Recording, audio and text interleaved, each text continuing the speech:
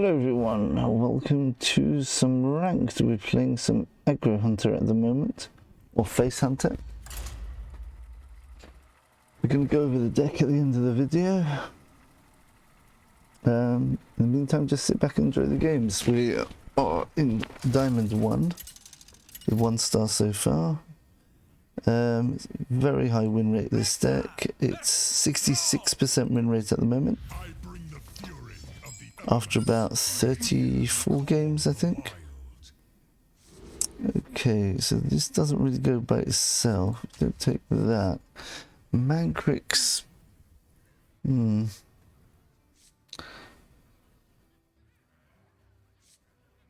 think because we don't have anything to put on this, we want to increase our chances of getting a 1-drop.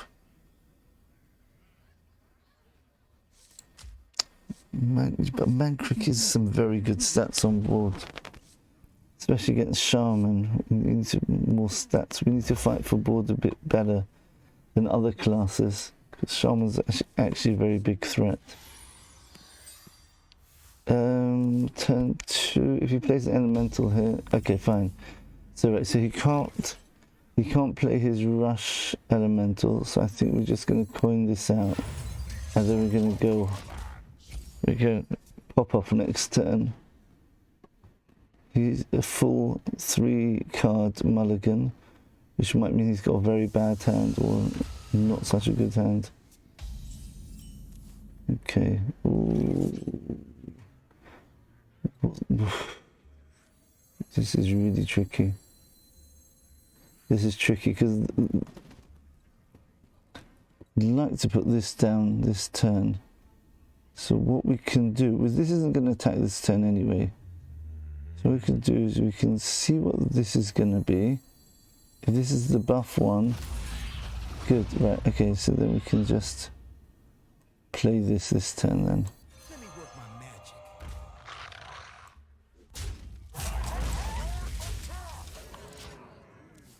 I hope he doesn't have the Wind Fury Elemental. Assume... Okay, he's got that one. Fine.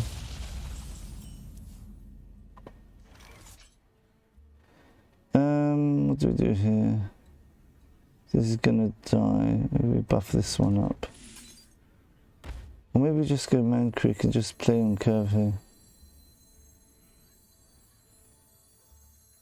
Playing on curve doesn't look too bad. Yeah, I think this way is better because this way we get more stats on board.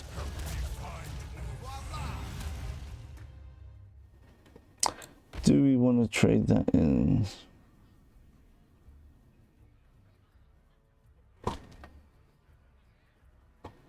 You must have 4 drops, 5 drops galore. There's 3 trades into that. He's got things which can deal with that.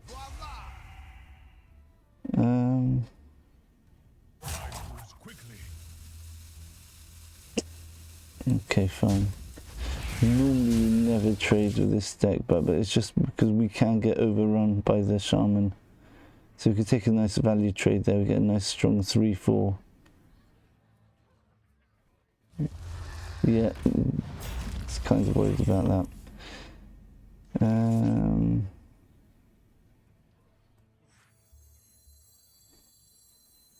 Hungry, aren't ya?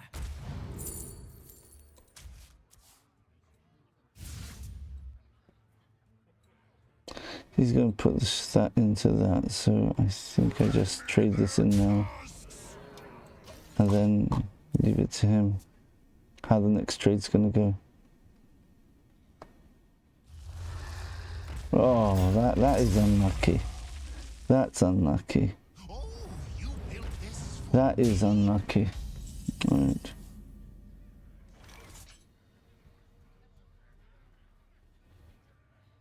So Warsong doesn't buff these anymore. So I'm just going to be getting a couple of these. I think we go for the big play here. Get the Mancrix out straight away. Anything else is basically direct damage onto the board, rush style.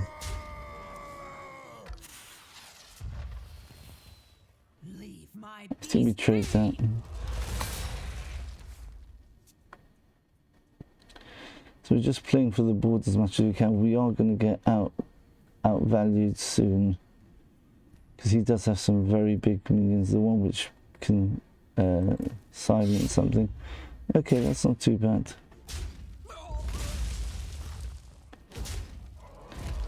It doesn't line up very nicely for him. Okay. Trim Crescent will probably be an auto win at the moment. Before the storm.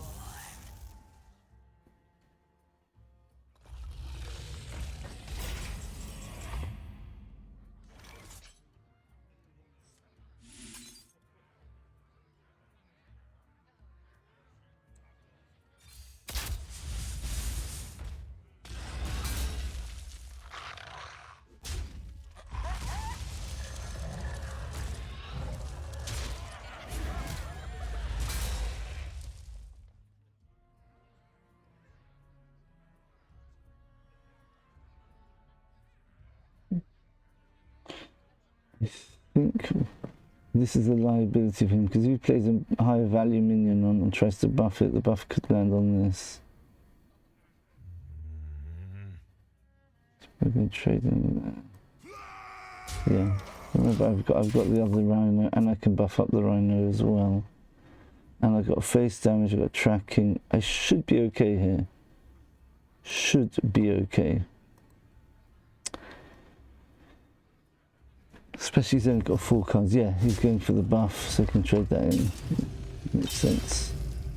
Okay. Interesting. Okay, so he's down to his bare bones now, only 2 minions left. Double buff this. Nice juicy damage. I'm speaking like Axel K now. I said juicy.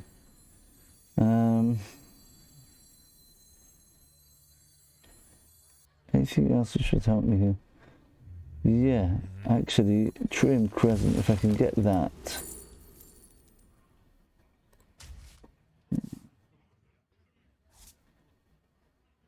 He's going to die to this anyway, so I might as well try this, see if we get taunt.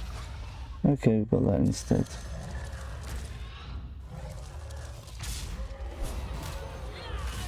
So now we've got lethal next turn, quick shot into hero power. The idea was with Trim Crescent we could hit that and get another 4 damage. Well, another 3 damage. But we wouldn't have had the extra damage, so we would have been on 6, we've got down to 4. Okay, it makes us later. Yeah, there's the annoying, what's it called? But it doesn't matter because we've got lethal.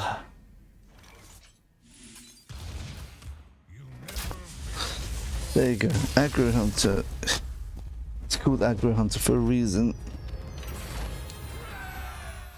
Yeah.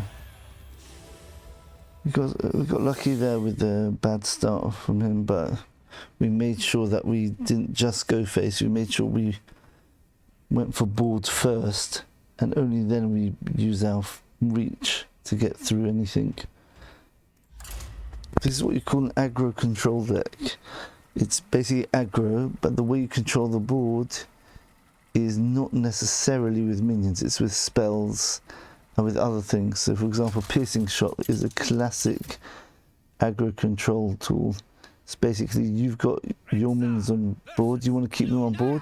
Instead of value trading, use a spell to get rid of their minions, and you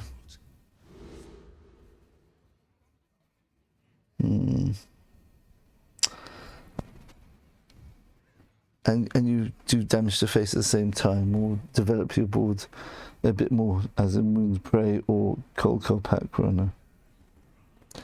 This is a hard decision. I really want to have a 1-drop, but I got a beautiful 2, 3, 4 turn. I got 2, 4, 6, 8, 10, 12, 13 1-drops. Only 8 of them are really playable. Turn 1. Well, just in case it's token druid. No. If it's token druid and I only play this out at turn 5, he'll already have his buffs. Oh, there you go. Wouldn't make a difference anyway. Oh, and it doesn't matter, we had the wind prey anyway. Let's see what it is. Is it primordial or is it token? Primordial we've probably got a better chance against. Okay, that could be either. That looks like token druid to me. That's... Oh no, he just picked it up. Okay, fine. Okay, so he took one spell off that. Okay. I think we just go full steam ahead. Get, just like the last game, we want to get as many minions aboard as we can.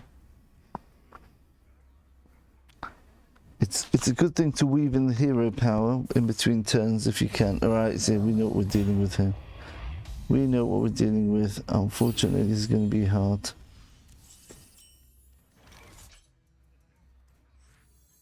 Let me work my magic.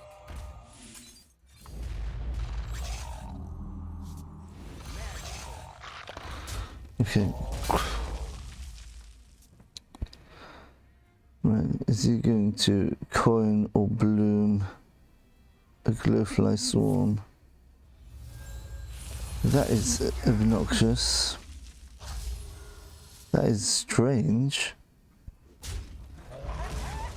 So we go face here.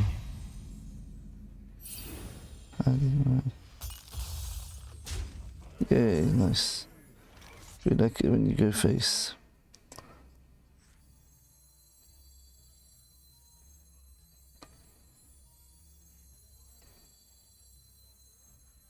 Hungry, aren't ya?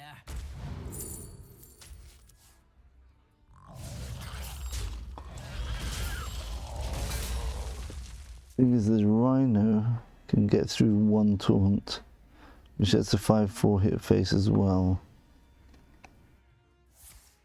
Oh, come on. What's going on here? That's going to be a smaller glowfly swarm. Unless this isn't... Unless this isn't token druid. Maybe I misread this. Maybe I completely misread this game. I see we definitely take that. Oh yes. I think we equip it as well now. Right, so now, if he plays tokens, we can get 6 and 5. We can get 11 damage plus 6, 17 damage we can get next turn. Right, what's that? Oh wow, that was a massive mistake. That was a massive mistake.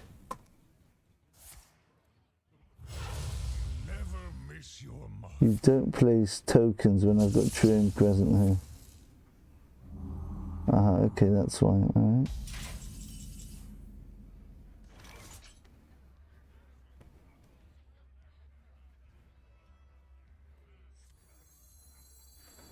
Do we just like ping one off? I think we can do that.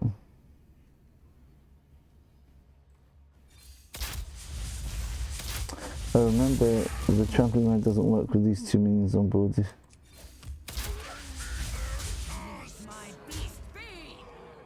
I see, we just send one face here.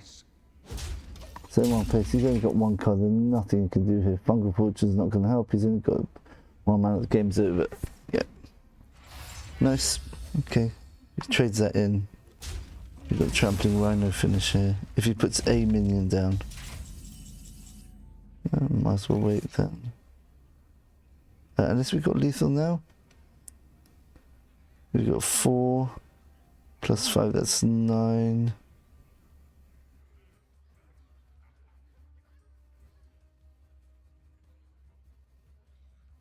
10, 11.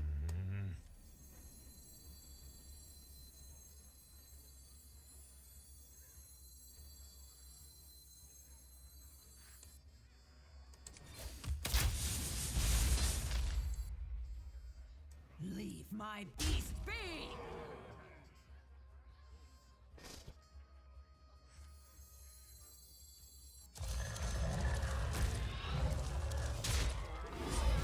Assuming he doesn't have any healing. There you go.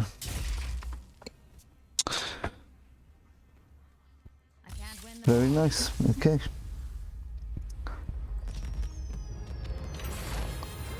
And we've got one more game till Legend, I think. Yep. So nice to hit Legend. We haven't gone for a real Legend clan for a few months now.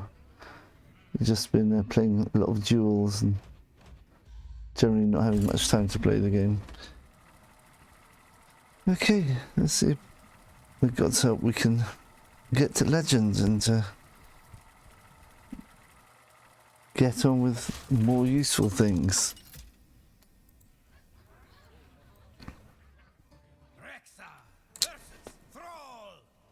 Okay, another Shaman. So it's gonna have to be a thinking game again. This is not a good start. Tracking is basic card draw. You don't start with card draw. You try starting with good cards. Okay, Wrangler good, Rhino not good. Unless we don't draw the other Rhino. If we draw the other Rhino, then this loses a lot of power. We've got a terrible hand at the moment, but easily change. Full mulligans as well. So he's coining out a 2-drop. Okay. Okay, I think we Moon Parade just to protect this.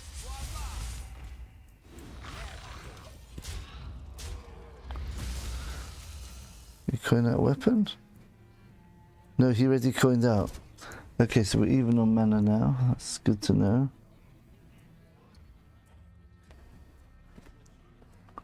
Still no 1 or 2 drops. Okay.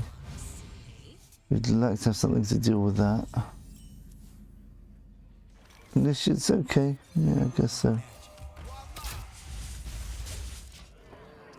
You can choose, is it going to get rid of my 3-2 or leave a potential, or do a value trade but leave me with an extra damage. And he hasn't played an elemental, so that means this turn's going to be weaker than normal. So you can't do Grey Worm to ping one of my minions off. If he value trades, I think we just go Piercing Shot. Just to preserve the 3-2 more than just doing 5 damage, which is always good anyway. Bring him down to 14 already. We'll see what he does though.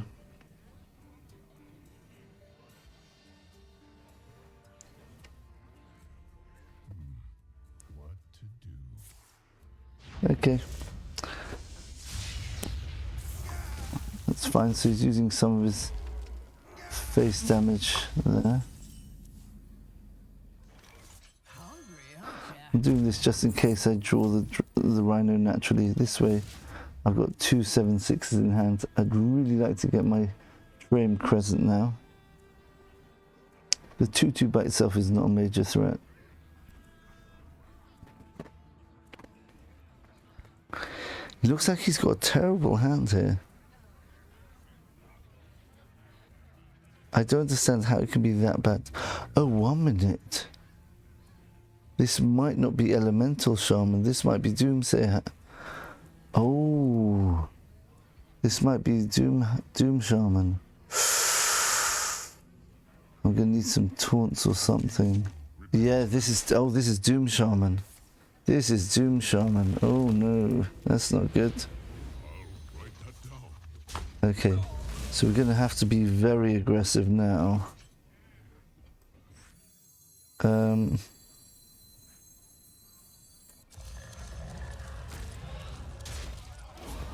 So you can't develop the board here, otherwise it's going to play into my other Rhino.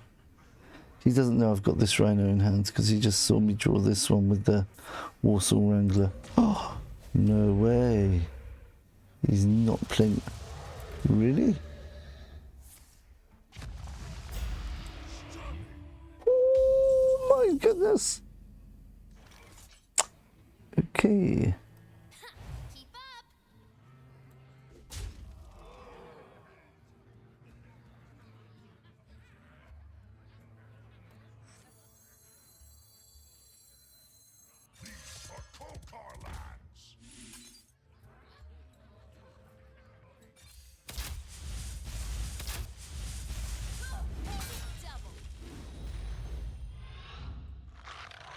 Get a bit of extra damage on that.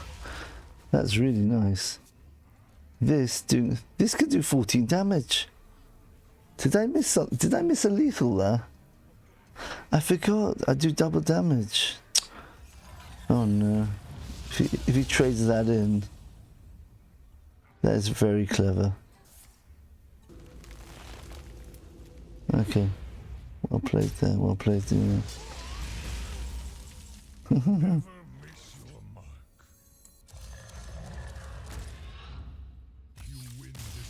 There we go.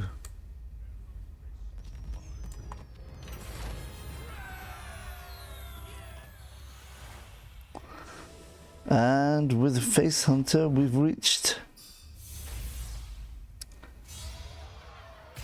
Legend. Ooh, 8,856. That's quite high. Nice. Got an extra pack. That was a relatively easy climb there as well. Let's first of all have a look at the stats. There we go. Right, so let's have a look here. We're just going to look at the stats, then we're going to go into the collection to see the actual deck in detail. So we have a look. You can see this is a very green. Let's see if we can get everything visible here. Okay, 1 minute. We're going to have to move this a bit. Right, so you can see there's a 68% win rate. There you go, that's the bottom of the list there. Right, if you look at Shaman, which is our main matchup, win, loss, loss, loss, win, loss, win, win, win, win, win, win. Yes, I'd say it's got a very good win rate, even against Shaman, which is probably our hardest matchup.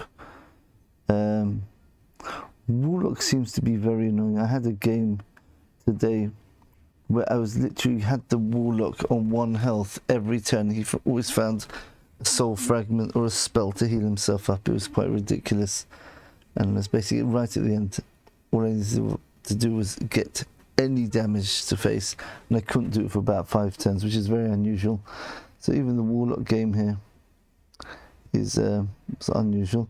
So it's a 68% win rate, 26 wins, 12 losses. We're going to have a look at the deck now. So let's call it up. AGGRO Hunter. So right, so the idea of this deck is you've got your 1-drops. Basically, this is an aggro deck, and aggro decks have to have a lot of 1-drops. You need to get something on turn 1 because that sort of snowballs the game. The reason is because if you play a 1-drop and he plays nothing, then you can just go face and develop your board. You've got 2 minions against 0 on your turn 2. If he does have a minion, at least you can challenge it, put something else down, and you stay ahead. So basically, you're tempoing out whatever you can turn 1 to get a strong start to the game. So Wolpertinger's good, Intrepid Initiate's good, and Demon Companion's usually good as well. Wound Praise, not amazing, but yeah, you want to use it more as a reactive tool on board to ping off like a 1 health minion and then develop your board. Adorable Infestation, definitely keep if you've got something to play it on. It's a really strong card. It accelerates your board presence. The ideal start with coin would be Intrepid Initiate, coin into Adorable Infestation, which gives you a 4-3 turn 1, and his turn 2 play is going to have to be able to deal with that. Tracking, do not keep tracking if it's 1 mana. You want to save your card draw for later. This is a very, very precise deck. You've got to be aggressive on board from turn 1. Turn 2, Imprison Felmore is an interesting one because you don't get board. It doesn't help you control the board, but it's mana efficient, and you basically got 2 mana for a 5/4 later on, which could, and for some reason usually goes face, even if you've got a full board on the other side. For some reason, it just seems to always go face, but not always. But obviously, Cold Card Pack Runner, you can basically snowball the game just with this card if you've managed to get it out turn 2 uncontested. Depending on the matchup, you wouldn't do that against a Warlock necessarily, because they've got too many ways of dealing with a 3 health minion. Other classes you can get away with if they haven't developed a board yet.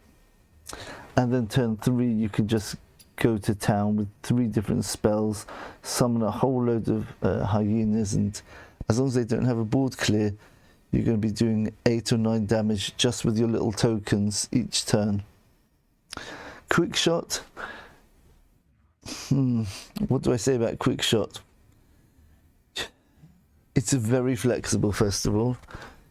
You can use it to go face, you can use it to control the board.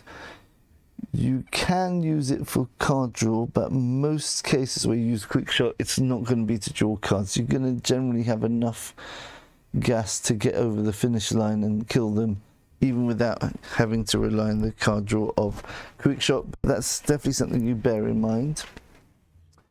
Right, in this version of the deck, we've got Wriggling Horror, which is a very good Wolpertinger into Wriggling Horror, for example, or if we manage to coin Initiate, coin Demon Companion, or Durable Infestation. There are a few ways of us getting 2 minions on turn 1, and therefore Wriggling Horror is a really powerful turn 2. We've got Mancrick. There's just a fat minion, which is just a nice spider tank, for those who remember that. A 3/4, which also puts his wife in the deck. I don't think it's his wife. I think when you draw his wife, you're actually drawing him in an enraged form, so it's not really drawing his wife. It's when he finds his wife, you draw him like aggro version, which is really good for AGGRO Hunter. We want an aggro Mancrick. Right, the thing about Mancrick with this deck specifically is we've got a way to draw the Mancrick's wife. So with Barak Kodobane. So sometimes, occasionally, I've kept Barak Kodobane and Mancrick if I happen to have both of them in my opening hand. It really depends on the matchup, but it's extremely powerful. You get a 3/4 turn 3, you get a 3/5 and a 3/7 turn 5, which in itself is 6/12 in stats for 5 mana, which is very, very good.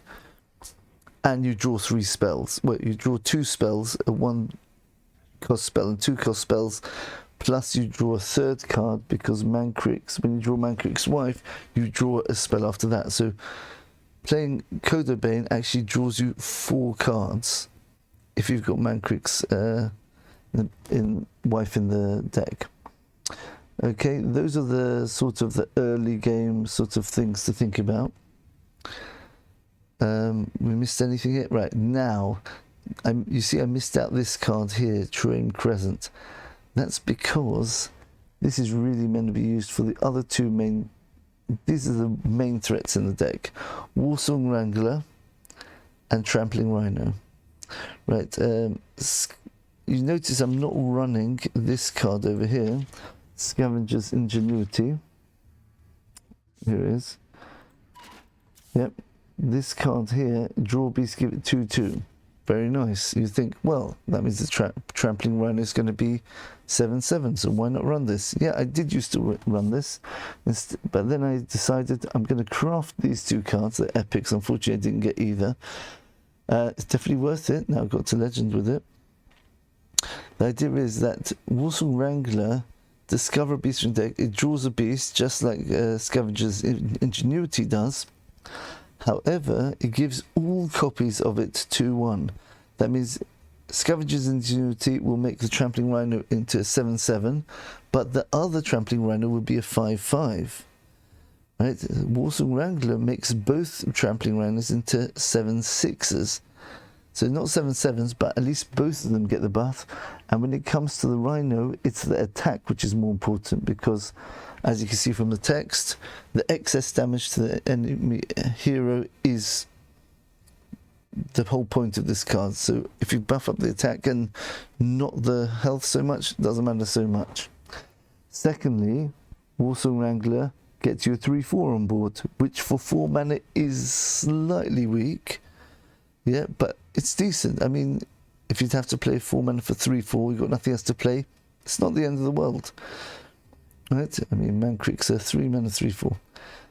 The third thing is that Warsong Wrangler can buff up. If you get 2 Warsong Wranglers and you draw both rhinos will now be 9/7s. So that means if you hit a 1 health minion, you do 8 damage to the face. And you can definitely get that situation against a Demon Hunter with his little 1/1 taunts. Or against many other classes, against a Druid with a 2/2 token, you get 7 damage to face. Now we come on to the big change in the deck from the deck I was running before. We've got this amazing weapon, True Aim Crescent. After your hero attacks a minion, your minions attack it too. Now, I have to put a disclaimer on this. You have to realize that the order that the minions attack, the minion which you attack, so let's say I attack one of their minions and I've got 3 minions on board, they're going to attack in the order that they were played. So let's say I've played a Wolpertinger and then I play a Trampling Rhino and I use True Aim Crescent, the Wolpertingers will attack first, which can be really useful because it means that I can attack with the Wolpertingers first, face, then attack with True Aim Crescent on the minion. Then hopefully the minion will survive with less health, which means the Trampling Rhino, when it attacks, it'll do even more damage to face than it would have otherwise. So let's say the minion was at 4 health. Playing a 9 attack Trampling Rhino would do 5 damage to face. But if I play True Aim Crescent, the health will get reduced to 4, then 2 Wolpertingers will reduce it to 3, and then will reduce it from 4 to 3, then the Wolpertingers from 2 and then to 1, which means the Trampling Rhino now does 8 damage to face as opposed to 5 if it still had the 4 health. Right, so that's basically an amazing combo you can do, is play the Trampling Rhino with a True Aim Crescent if he's got 2 minions on board. So what you do is you play the Trampling Rhino into, let's say, a taunt first, and then you hit another minion with the True Aim Crescent, and that can do a second amount of damage with the Rhino. Or you can mix it up. You can use the True Aim Crescent first, and the Rhino will attack the thing which you're hitting first, and then the Trampling Rhino still has Rush, which can attack later. Okay, so now the very final card is Rinling's Rifle. Now, Rinling's Rifle is a really good card. Of course, it can be 4 damage to face, which is obviously the main reason we include it in the deck, obviously. However, the secrets can be very sneaky.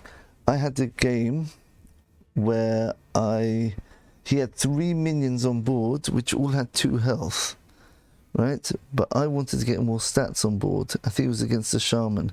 So what I did was I killed one of the 2 health minions off with the rifle, and then I deliberately, it's a bit of mind games here, I deliberately spent a long time thinking about what to do, and then I didn't take the explosive trap. I took pack tactics. So he was thinking, well, obviously this is a perfect board for explosive trap, especially as I pinged with the wound prey one of his minions to get it down to 2. So he thinks this is definitely explosive trap. So he decides, I'm not going to destroy my board for nothing. I'm going to do some value trades. And guess what he did? He did a value trade, and he gave me an extra 3/3 minion, which survived to the next turn. And I think it was a Cold Car Pack Runner, which meant I get even more value afterwards. Yep. And sometimes you got to think ahead. Sometimes it's a good idea to pick the secret very quickly. Yeah.